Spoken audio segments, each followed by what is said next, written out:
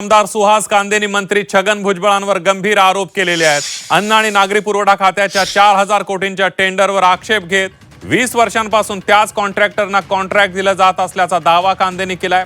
समीर भुजबळ अन्न नागरी पुरवठा विभाग चालवत असल्याचा गंभीर आरोपही सुहास कांदे यांच्याकडून करण्यात आलेला आहे।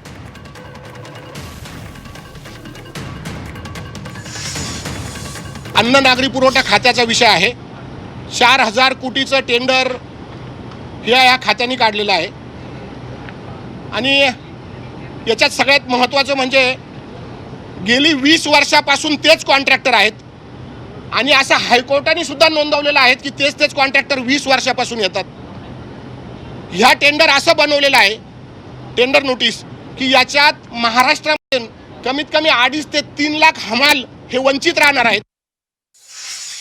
मध्ये सर्वात महत्त्वाचं म्हणजे प्रत्येक जिल्ह्याच्या टेंडरला फक्त 3च टेंडर आलेले आहेत आणि तेच टेंडर रिंग झालेली आहे।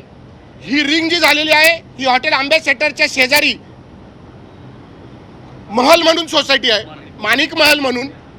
ह्या सोसायटीमध्ये ह्या मीटिंग झालेली आहे, ह्या ऑफिसमध्ये ते भुजबळांचं कार्यालय आहे आणि ही मीटिंग समीर भुजबळांनी घेतलेली आहे।